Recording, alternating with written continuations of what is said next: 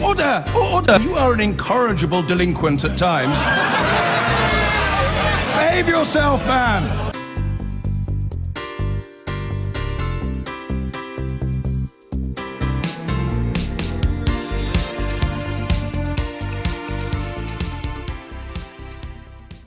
Anyway, it's coming up to midday. There is Big Ben, a beautiful late autumn really day lovely. here in London. I hope it's as lovely where you are.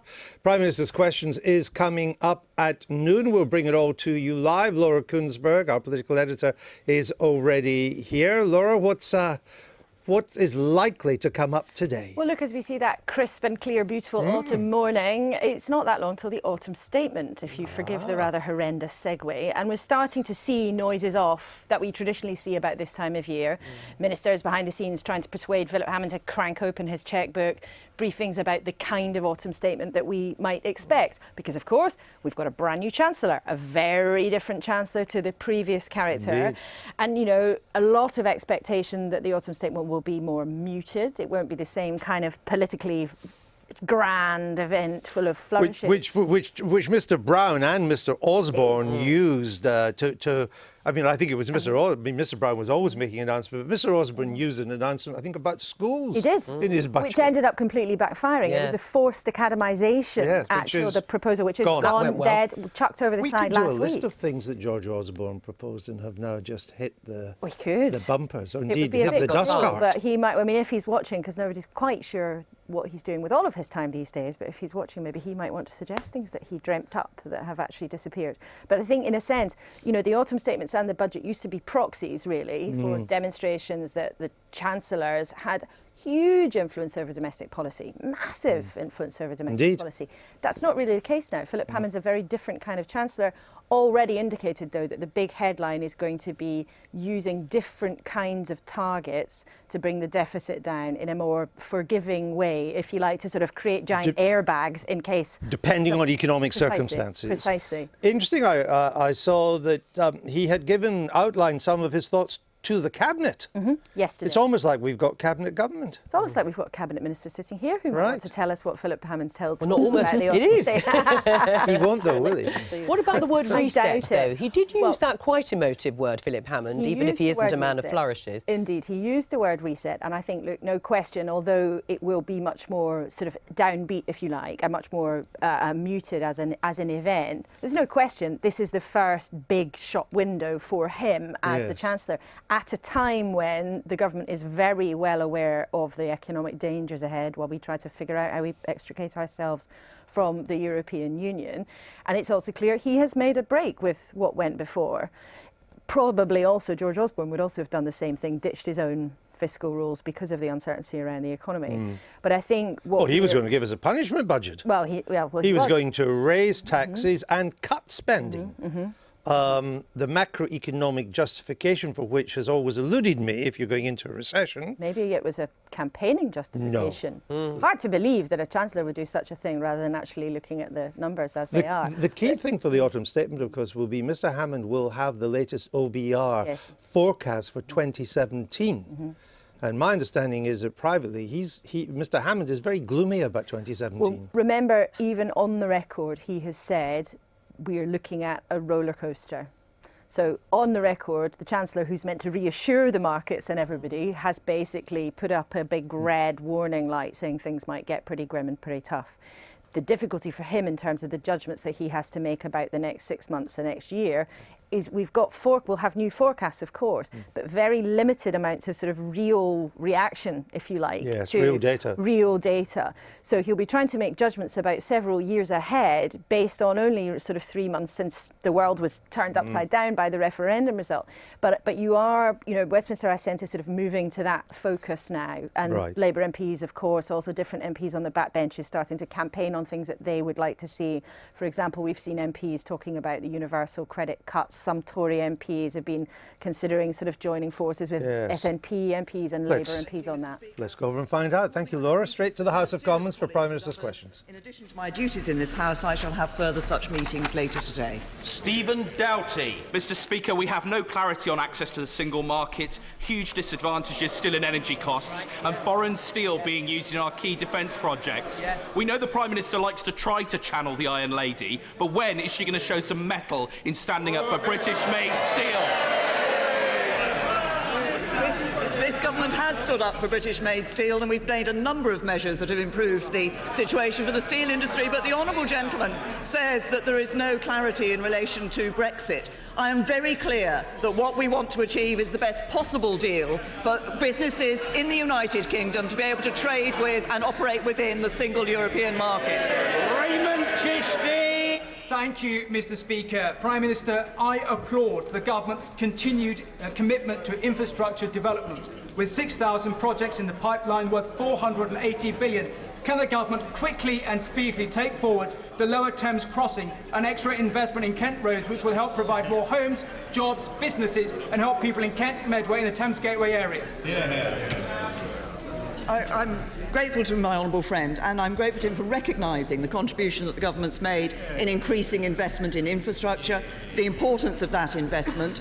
We have consulted on proposals around a Lower Thames crossing. There were more than 47,000 responses to that consultation. Those are now being considered, and my right honourable friend, the Secretary of State for Transport, will make his response to that consultation in due course.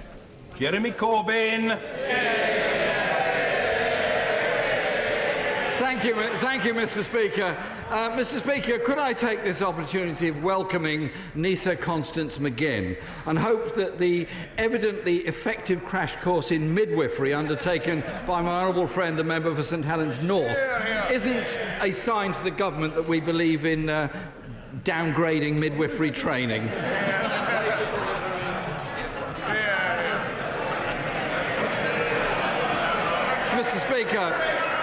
Mr. Speaker, just a few months ago on the steps of Downing Street,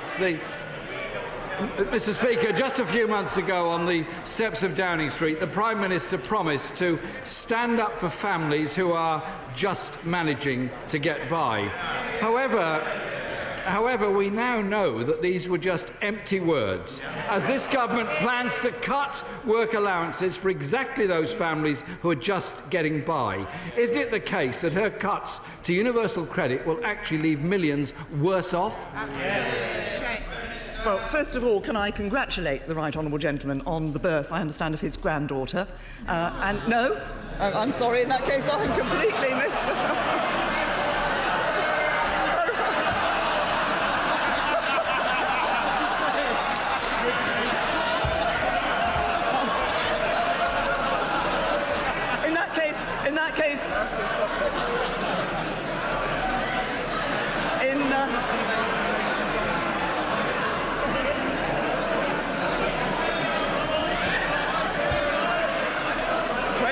Wait for it. In that case, Mr. Speaker, can I just say that perhaps one should never trust a former Chief Whip?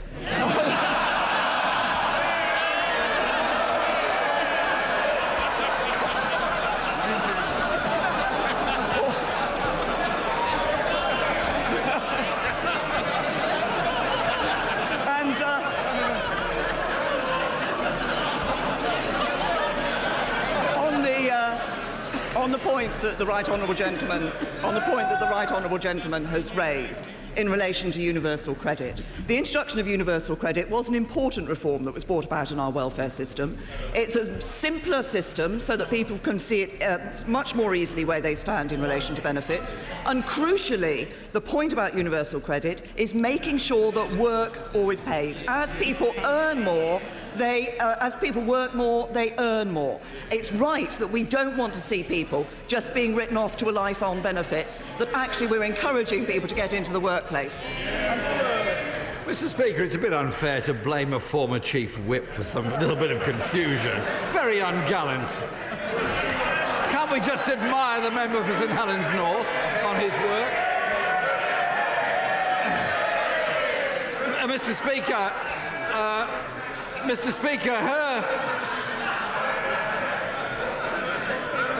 Mr. Speaker, it's extremely rude to point. Mr. Speaker, her predecessor abandoned these same cuts to working people through the tax credit system. Now she, as Prime Minister, is enacting them through universal credit. The Centre for Social Justice says these cuts will leave 3 million families £1,000 per year worse off. Why is the Prime Minister slipping the same cuts in through the back door? Well, I have to say to the right honourable gentleman, at least my former Chief Whip has got a job. Can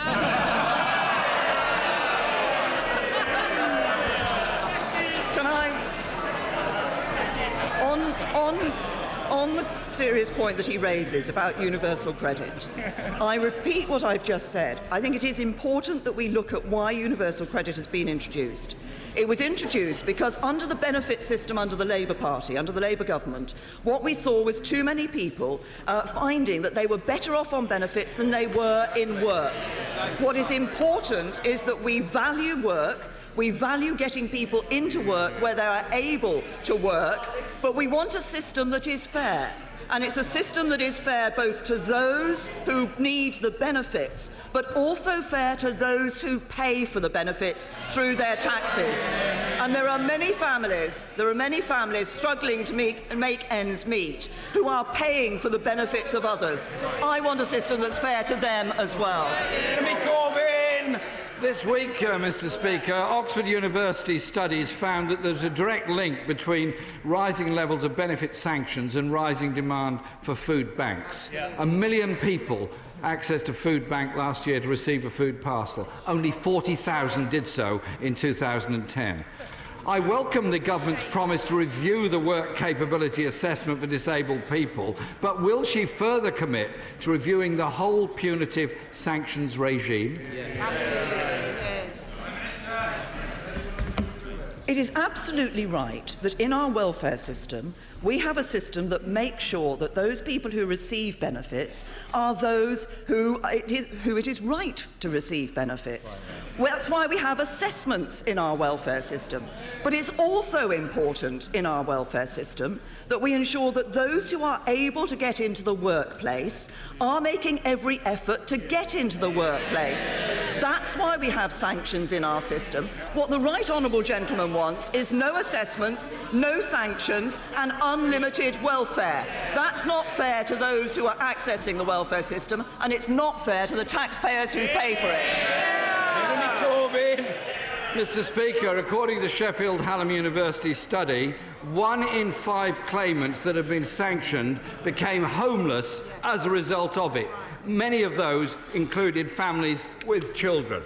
Mr. Speaker, could I recommend the Prime Minister supports British cinema and takes herself along to a cinema to see a Palme d'Or winning film, I, Daniel Blake. And while she's doing so, perhaps she could take the Work and Pensions Secretary with her, because he described the film as monstrously unfair and then went on to admit that he'd never seen it. So he's obviously got a very fair sense of judgment on this.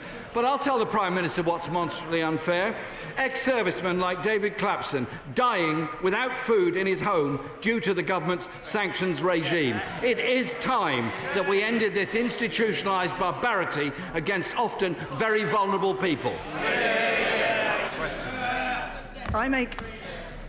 I have to say to the right honourable gentleman that, of course, it's important that in our welfare system we ensure that those who need the support that the state is giving them through that benefit system are able to access that. But it is also important in our system that those who are paying for it feel that the system is fair to them as well. That is right. That is why we need to have work capability assessments. It's why we need to have sanctions in our system.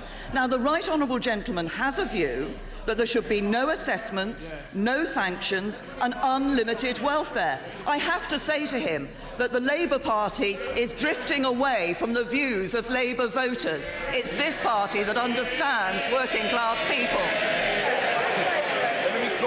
Speaker, the housing benefit bill has gone up by more than £4 billion because of high levels of rent and the necessity of supporting people in that. Is that a sensible use of public money?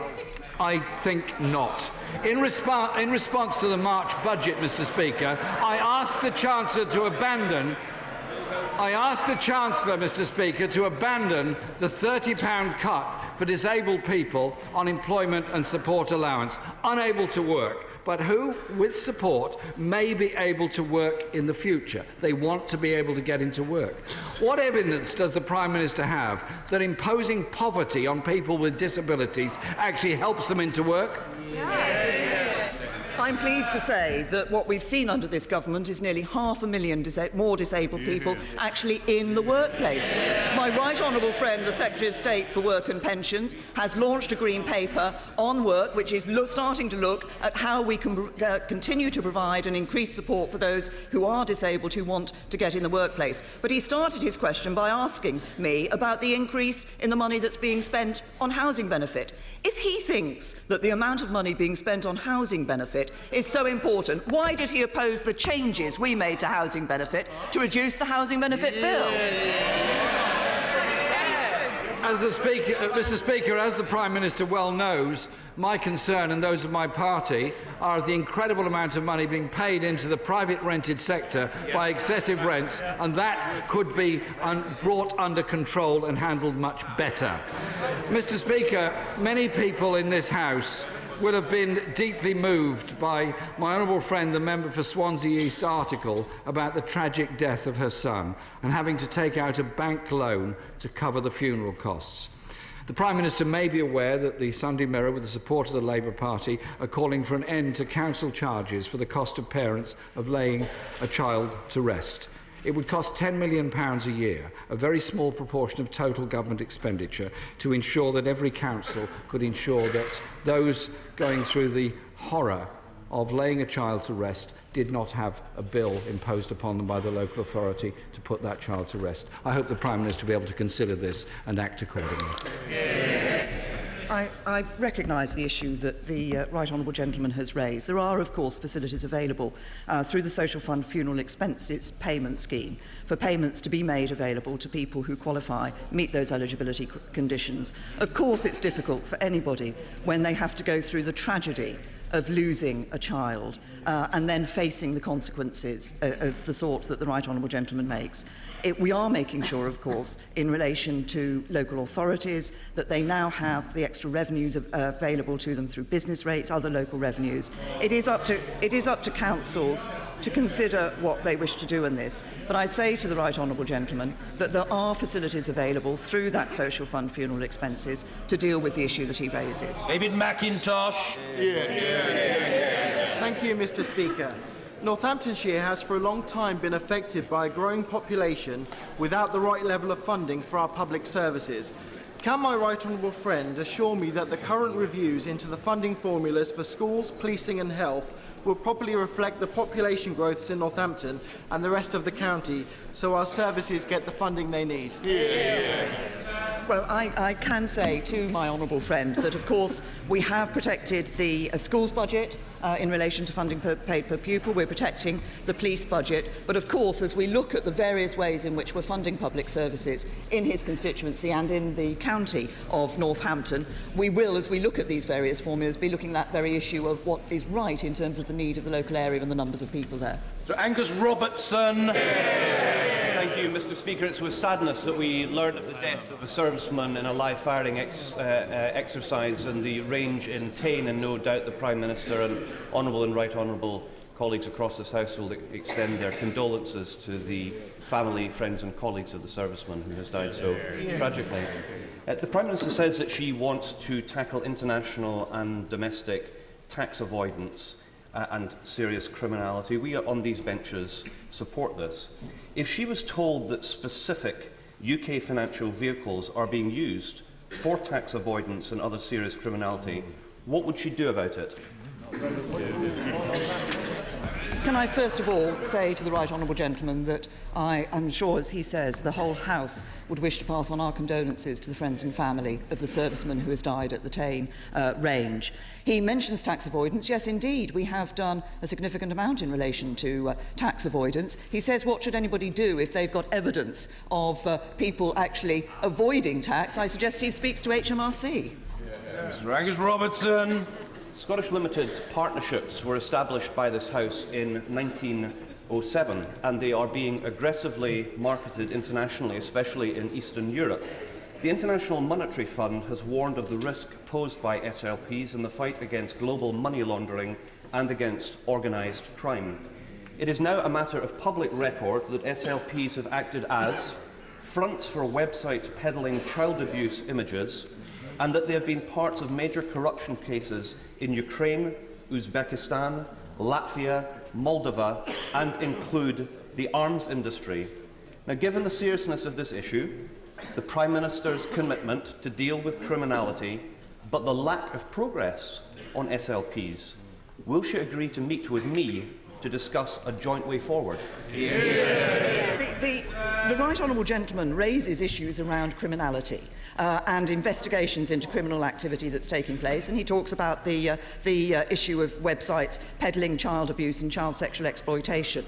It is precisely in order to increase our ability to deal with this criminal activity that we created the National Crime Agency, that we have been ensuring that we have been working on other issues with the city like money laundering, and we are looking at the whole question of how we can ensure that we're taking effective action on criminal activity. And I'm pleased to say to the Right Honourable, he keeps saying, will I meet with him? As he knows, I do meet with him on occasions. I'm always happy to meet the Right Honourable Gentleman. But if he wants to talk to me about dealing with criminal activity, then I will be able to tell him about the work that has been done over the last 6 years under this government in terms of the National Crime Agency, working with the city on money laundering and enhancing our ability to deal with exactly the sort of criminal activity he's talking about. Thank you, Mr. Speaker. Does the Prime Minister agree that it's disappointing that we didn't hear from the Leader of the Opposition any welcome for the huge boost to manufacturing and employment that's come from Nissan's decision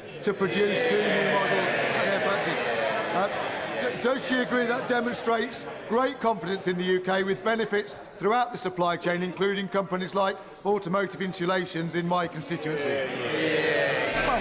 My honourable friend is right in 2 senses. First of all, it's extremely disappointing that the Right Honourable Gentleman, the Leader of the Opposition, hasn't actually welcomed, unlike his colleague, the Honourable Member for, I think, Sunderland West and Washington, who has welcomed the fact that these jobs have been saved in her constituency and in the supply chain around the country. And it's that supply chain which is every bit as important. And I say to my honourable friend that I know that Automotive Insulations in his constituency are receiving money as part of a project funded through the Advanced Propulsion Centre, and I wish them all the very best for the future. David Simpson.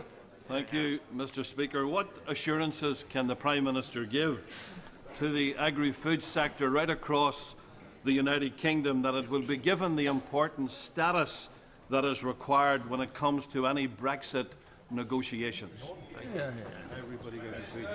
I can absolutely assure the honourable gentleman that we're determined, first of all, to get the best possible deal on exiting the European Union for the British people. We're looking at the various sectors. We're very conscious of the importance of the food and agricultural sector across the United Kingdom, but obviously particularly of the importance of that sector to Northern Ireland. And we will be doing everything we can, first of all, to listen to the representations made by the Northern Ireland Executive, but then to ensure we get the best deal possible for our agri-food sector.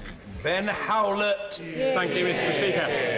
Last week's announcement on the Accelerated Access to Medicines report will make a positive impact to the lives of children and adults with a rare genetic or undiagnosed condition. For decades, patients have struggled to get access to medicines in a timely fashion, and the progress made by my honourable friend for Mid-Norfolk will really make a massive progress on that. Will the Prime Minister confirm that if the programme is successful with the first 5 to 10 drugs in the first year, that it will be extended to further drugs in the following years?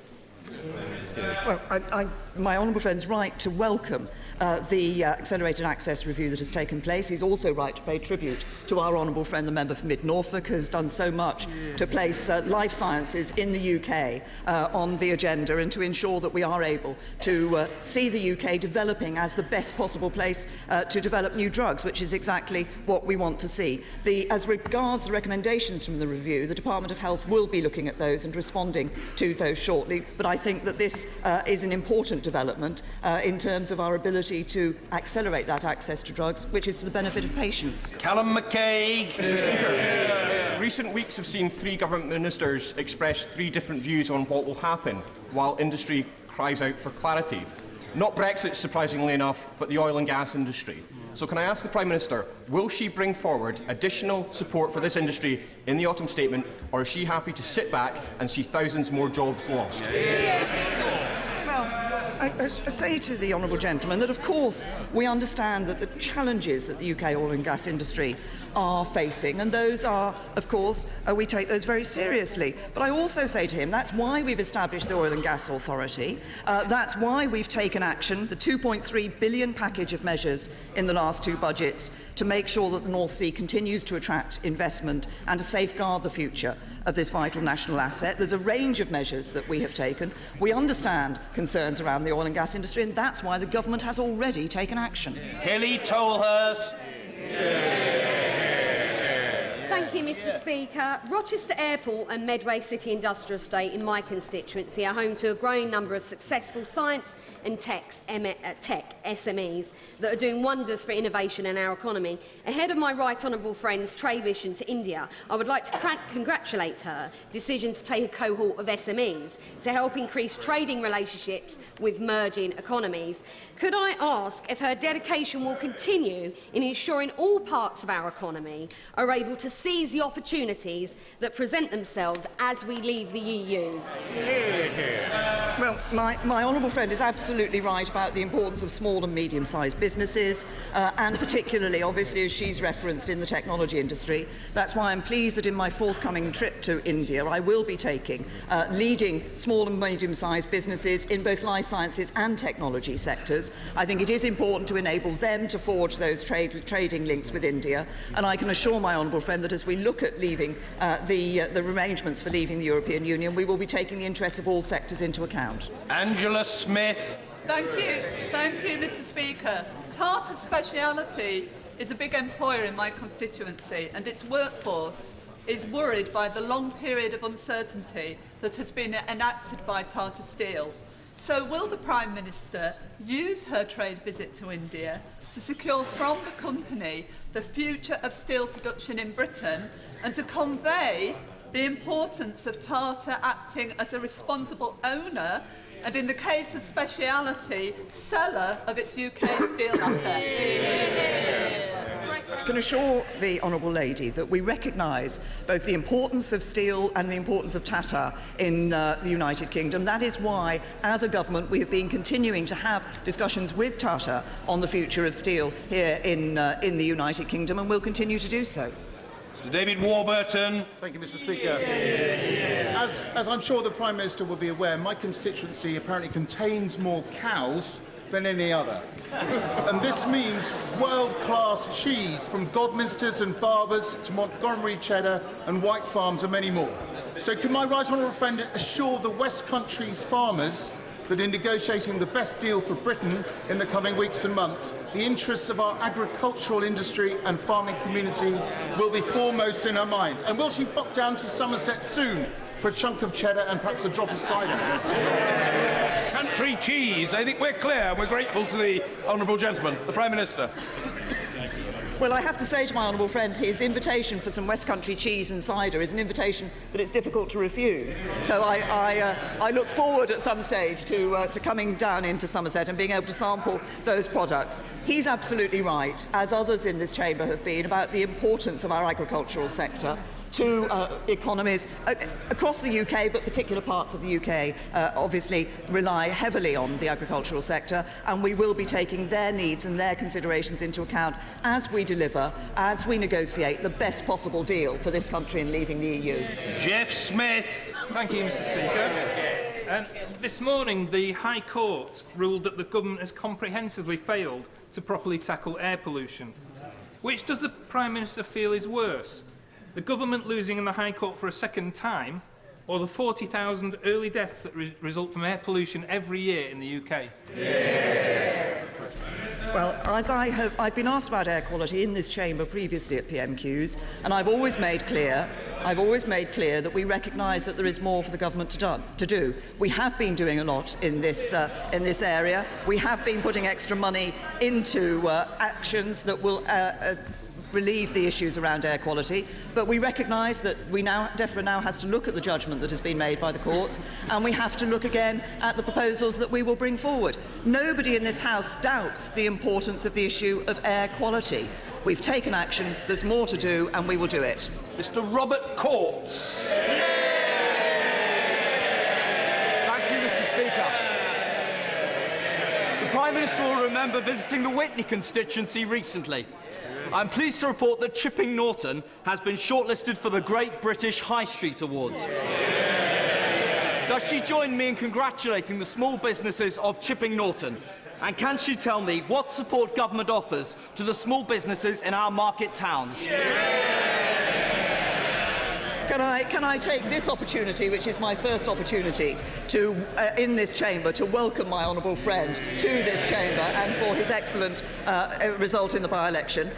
Can I just say his question brings back many happy memories for me, because as a child, Chipping Norton was indeed our local town, and I used to go there and spend my pocket money assiduously in the shops in Chipping Norton.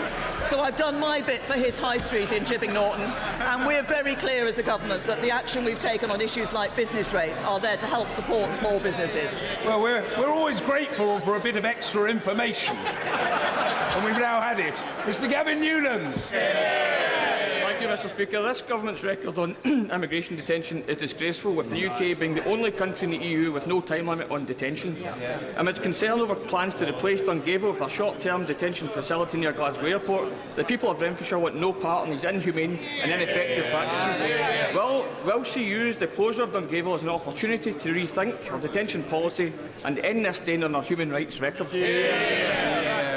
The honourable gentleman will know that a lot of work has been done by the government on the whole question of immigration detention, and a number of changes have taken place. We had an independent review that took place about a year or so ago on the whole question of detention of people in the immigration estate. But what I would say to the honourable gentleman is this: that I think it is important that where there are people who are due to be removed from this country, and the prospect is that actually they could be lost to the system if they're not being detained, there are circumstances in which it is right to detain people in the immigration estate. Now, we need to make sure we've got that estate right. That's why a lot of work has been done on this. But the fundamental point is that I suspect he doesn't think we should detain anybody in relation to immigration enforcement. We believe there are those who are rightly detained before we remove them from this country. Charles Walker. Mr. Speaker, when people make fun of Christianity in this country, it rightly turns the other cheek. When a young gymnast, Lewis Smith, makes fun of another religion widely practiced in this country, he is hounded on Twitter by the media and suspended by his association. For goodness sake, Mr. Speaker, this man received death threats and we have all looked the other way. So my question to the Prime Minister is this: what is going on in this country? Because I no longer understand the rules. Well, I understand the level of concern that my honourable friend has raised in relation to this matter. This is a balance that we need to find. We value freedom of expression and freedom of speech in this country. That is absolutely essential in underpinning our democracy. But we also value tolerance to others. We also value tolerance in relation to religions. This is one of the issues that we've looked at in the counter-extremism strategy that the government has produced. I think we need to ensure that, yes, it is right that people can have that freedom of expression, but in doing so, that right has a responsibility too, and that is a responsibility to recognise the importance of tolerance to others. Chris Stephen. Thank you, Mr. Speaker. Today's Daily Record leads on DWP issues. So is the Prime Minister aware that a telephone call to the Department of Work and Pensions by a severely disabled person or their carer can cost up to 45p a minute, with an average length of a call of 13 minutes? This is a considerable sum from their social security entitlement. Should a disabled citizen pay this price? Or does the Prime Minister agree with me that we should end this telephone tax on the most vulnerable in our society? The honourable gentleman raises an issue that has been raised on a number of occasions in this House. That's why the government is implementing new guidelines in relation to the operation of these telephone lines, and the number of lines which are costing people in the way that he refers to are being reduced. So the government has recognised the issue and is taking action. Maria Caulfield. The last 18 months have been hell for commuters in my constituency in Lewes using the Southern Rail network. Last night, a journey that should have taken just over an hour took over 4 hours. Can I therefore beg the Prime Minister to intervene on the Southern Rail network? For while we have a country that works for everyone, in Sussex we have a railway that works for no one. I feel for my honourable friend in relation to the journey that she had to go through last night and the extended time that took. My right honourable friend, the Secretary of State for Transport, has been taking action in working with Southern Rail and Network Rail in relation to the improvements that are necessary, and we have stepped in to invest £20 million specifically to tackle the breakdown on the Southern Rail network that is proving so difficult to passengers. I recognise the degree of concern about this. My right honourable friend, the Secretary of State for Transport, is on the case and is working to ensure those improvements. Steve McCabe. Has the Prime Minister spotted the ludicrous refusal by FIFA, the Footballing Federation, to let our players wear poppies at the forthcoming Scotland-England game? Will he tell the respective associations that in this country we decide when to wear poppies? And they'll be wearing them at Wembley. I think the stance that's been taken by FIFA is utterly outrageous. Our football players want to recognise and respect those who have given their lives for our safety and security. I think it is absolutely right that they should be able to do so. I think it's for our football associations, but I think a clear message is going from this House. We want our players to be able to wear those poppies, and I have to say to FIFA that before they start telling us what to do, they jolly well ought to sort their own house out.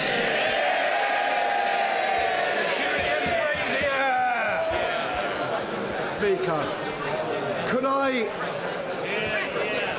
I congratulate my right honourable friend on her recent announcement of a task force to stamp out the vile business of modern slavery? And would she join me in congratulating my constituent Mike Emberson and the Medai Trust on their 10 years of work with the victims and the 70 places they now provide across their homes for these most unfortunate women? I'm very pleased to endorse the comments of my honourable friend. I've actually met representatives from the Menai Trust and talked to some of the victims that they have helped.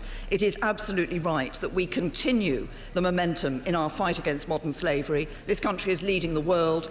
We should continue that fight because sadly still too much slavery is taking place on the streets and in the towns and villages of this country. That's why the task force that I've set up will continue that momentum. We will be relentless in our pursuit of ensuring that we eradicate modern slavery. Gordon Marsden. Thank you, Mr. Speaker. In July, the Armed Forces charity SAFO published its in-depth survey of nearly 1,000 working-age veterans. 85% of them thought the UK didn't give them enough support. Only 16% thought the Armed Forces Covenant was being implemented effectively. So what's the Prime Minister doing personally to change this? We absolutely recognise the debt that we owe to our veterans. That is why we have, in the Armed Forces Covenant and throughout the work that the Ministry of Defence is doing, increasingly recognised the support that is necessary for veterans. But he talks about what we can do. One of the things we can do is to help people who are coming out of the armed forces actually find their way into the world of work. That's why it's important both that we have a system that helps them to find the support that's necessary to get into the world of work, and also we have an economy that is providing the jobs that people need. Martin Vickers. Mr. Speaker, this week it is Offshore Wind Energy Week. The development of the offshore wind sector is vital to my Cleethorpes constituency. Can my right honourable friend assure the industry and my constituents that the government will continue to work with the industry to develop future jobs for the young people with a particular emphasis on training? Well, I'm happy to reassure my honourable friend that the government will continue to work with this industry. It has been an important development for the United Kingdom. It's been an important part of the amount of energy that we're now generating from renewables. But as he said, it does provide jobs, and we do need to ensure that we look at the training for people to be able to take up those jobs. That is why skills is part of the work that we're doing on our future industrial strategy. Mr. Nigel Dodds. Thank you, Mr. Speaker. Will the Prime Minister agree with me that it is highly irresponsible and indeed dangerous for people to talk up the prospects of increased violence in Northern Ireland as a result of us leaving the EU? That people should use the agreed institutions set up under the various agreements, not stand outside them or create new ones? And will she also agree that Brexit will not result in any change, alteration or impeding of the way regions, countries and people within the UK connect with one another? Well, I'm very happy to give the right honourable gentleman that assurance in relation to movement around the United Kingdom. There is no change that is going to take place, but it is right that what we're going to do in Brexit is ensure that it is a good deal for the whole of the United Kingdom. And those who wish to encourage violence off the back of that, frankly, should be ashamed of themselves. I think it's absolutely essential that we all work together to make a success of this and get the best possible opportunities for people across the whole of the United Kingdom. John Howell. Thank you, Mr. Speaker. Will she join me in praising Henley-on-Thames for receiving its first tranche of community infrastructure levy money at the higher rate because it has a neighbourhood plan? And will she join me in praising neighbourhood planning generally as the best means of giving communities a say over the planning system? Well, I'm very, very happy to congratulate both my neighbouring MP, but also to congratulate Henley-on-Thames for having that, for achieving that. And he's absolutely right. Neighbourhood plans are a crucial part of the planning system. That is the way in which local people can have a real say in what is happening in their local area. Dame Rosie Winterton.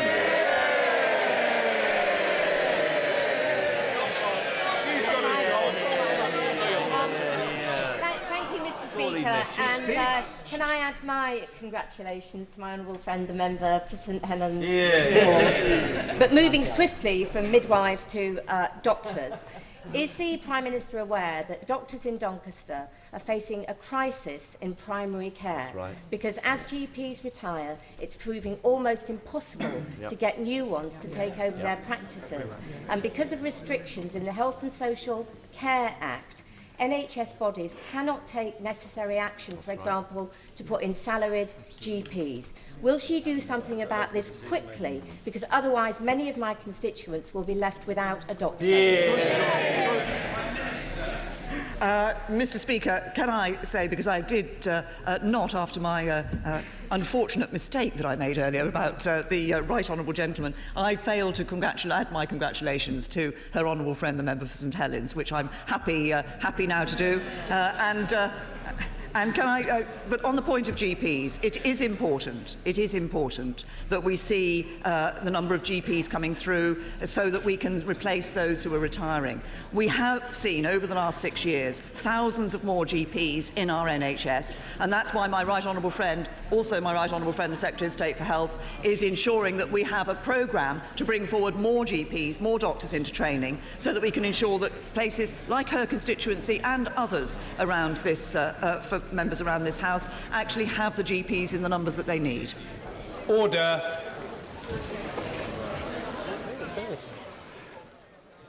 Prime Minister's questions come to an end a little early by the standards of the current Speaker. It's just gone 20 to 1. Mr. Corbyn asked questions about the cut in work allowances that come along with the introduction of universal credit. Those of you who watched the Sunday Politics last weekend will know all the issues involved, saying it leaves people worse off. He also talked about the rising number of people being sanctioned who are on benefits, and that it had led to people becoming homeless, depending on food banks and so on. Prime Minister accused Mr. Corbyn of wanting no assessments, no sanctions and no limits on welfare. But that was the gist of their main exchanges. It all started off, though, with the Prime Minister seeming to think that Mr. Corbyn had just had a granddaughter. But what I understand is, this is the background to this, is very important. Just stick with me here. There's a Labour MP, he's a former whip, called Conor McGinn. Yeah. And he had to deliver his own baby. The baby's called Nessa Constance. Mr. Corbyn began Prime Minister's questions by congratulating Conor and Nessa on the happy news. Mrs. May, for some reason, thought that Mr. Corbyn was talking about the birth of his own granddaughter. And when she discovered that that was not the case, immediately blamed her former chief whip and current, I think, Transport Secretary, Patrick McLaughlin, for basically giving her duff news there. So there we go. I'm sure you all wanted to know that. Has that made it clear? It made it clear to me. Very. Jeremy Corbyn looked surprised. We all look surprised. The news at Conor McGinn with his son. The big story to come out of this was nothing to do with any of that. It was that when asked about FIFA's ban on British teams wearing poppies this weekend, the Prime Minister said it was, quote, utterly outrageous that FIFA should intervene in this way, and said instead of getting involved in the issue of wearing poppies, it should, quote, sort out its own problems, she said, of FIFA. You can be pretty sure that's the main news line that will come out of Prime Minister's questions today. What did our viewers make of it? Well, just following on a little on the Conor McGinn midwife who's had a baby scenario. This from Edward Buxton said, today's lesson from PMQs, politicians really shouldn't do jokes or witty observations. Who knew? Ian Whiteley says that Mrs May was able to whack Jeremy Corbyn with the welfare party tag, as David Cameron used to. She seemed as usual to be more uncomfortable under questioning from Angus Robertson of the SNP. Christopher Bowring says one of Jeremy Corbyn's regular failures is an inability to follow up on the answers the Prime Minister gives him. He just moves on to the next question without comment. Why did Jeremy Corbyn, says Phil Taylor, not bring up Orgreave during his questions? This is about the Orgreave inquiry, which people thought was going to be announced by the government, but in fact Amber Rudd, the Home Secretary, decided not to give it the go-ahead because Labour did nothing about it during their tenure, of course. And this from Alan McInnes, who says, do these so-called leaders of the other political parties troll through the obituaries to see what the House can express condolences about? Half of them nobody even knows about. It's gruesome and morbid. And he finishes this with saying, may your dog go with you. He does. I didn't think I'd read that, but you have. Obviously a dog lover. Let's not I'd like Lord some- Hesitant. I'd like some- Alsatians. That's why I wasn't going to mention it. There we go. Strange week with Alsatians and confusion over babies being delivered to people who did. It's all, yes. So, the question about poppies and FIFA came from a Labour backbencher. So it may be that the Prime Minister wasn't aware that that was coming. But I would suggest for her to say it's utterly outrageous meant that if it did come up, she knew what she was going to say about it. It seemed that way. I mean, certainly she was ready with a very clear, firm answer and indeed an attack on FIFA. Of course, not exactly the most difficult people to attack, given what's happened at FIFA and how their sort of reputation has unravelled in the last couple of years. But yeah, clear she felt very strongly about it and she was ready with that answer. And I think, as you suggested, after quite a scrappy session of PMQs, let's face it, that was actually the standout answer and something that I think will be picked up right across the board. Whether what the British Prime Minister says about what FIFA's own rules, how they should apply, makes a blind bit of difference to their judgment is something that is certainly not clear.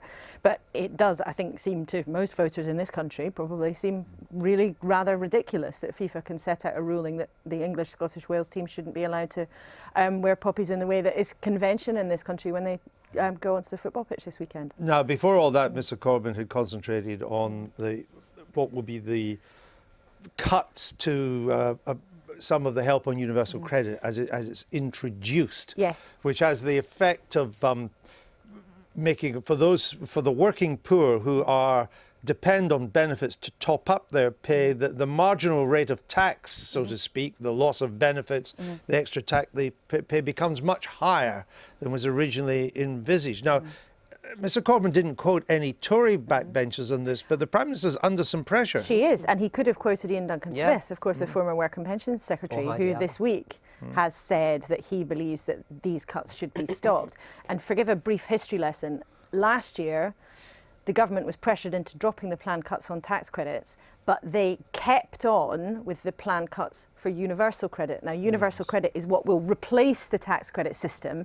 So if you like, the immediate cut to families' incomes, which was going to be very significant for some people under tax credits, was deferred. It didn't disappear.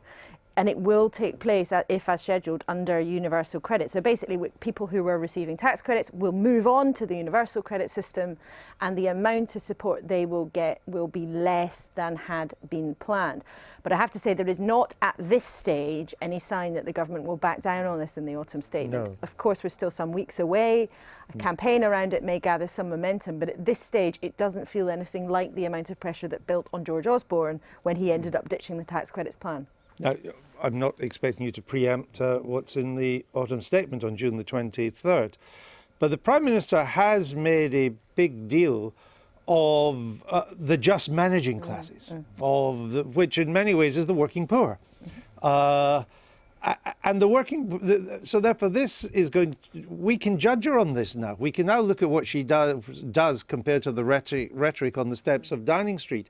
And in two ways the working poor are about to take a hit. One is that the way that Laura's just been talking about, that they'll get less of a top-up because of the cuts that have been made to their pretty low pay.